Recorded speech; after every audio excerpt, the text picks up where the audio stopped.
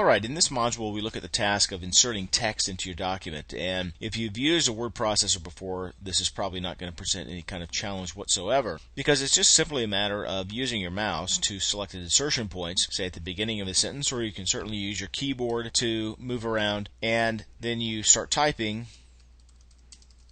and there is your text. Notice also that when you type text, that Word is kind enough to use the formatting of whatever is surrounding that text. So if we're in this paragraph, which is the formatting is heading 2 as far as the style goes, and if I type a new word, then it's going to use that same formatting that is defined by the style of heading 2. If I were to type here, it would use heading 1. This uses the appropriate formatting as you have just seen.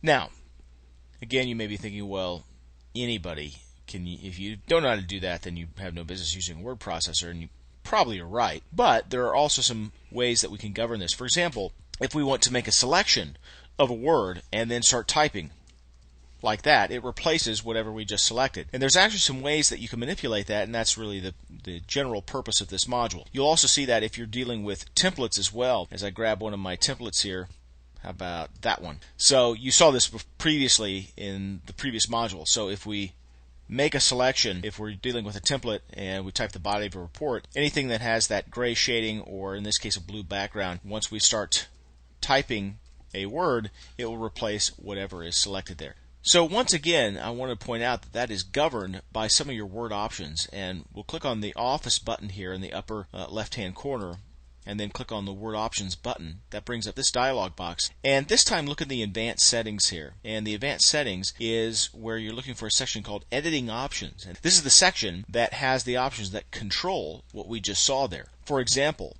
the replacing of selecting text is done because this is a checked option by default. So if you don't want that behavior to take place, uncheck that checkbox. Selection options, so if I'm selecting with the mouse, it automatically selects the entire word. That is also another default behavior that helps you not have to be as precise with the mouse as you're selecting words or groups of words in your document.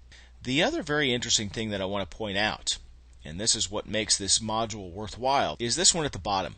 You can look at the other ones and figure out what they mean pretty much on your own, but this is the one that I want to point out. Enable click and type. This is another default option that is very interesting and very handy, and I'll show you exactly what I mean here. So just I want to point out that it's there. I don't have to reconfigure it or anything, but I can use it by grabbing my document again, and let's say that I have a picture in my document that I've inserted. Now, if I just click down here and set my insertion point, it sets the insertion point at the end of the picture. It treats the picture in line with text, and so it just essentially, Word treats that picture as another character of text. And again, you'll see later on in this tutorial how to change that behavior and how to change where and how your pictures look in the document. But again, I just want to point out that the default is that if I set my insertion point, it goes right there to the essentially the end of that paragraph or the end of that sentence, and that sentence is represented by a picture. Click and type is this. Rather than a single click, why don't I double click?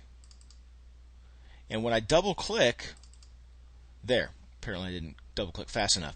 There is the behavior of click and type. So now I can do this. This is a whale, period.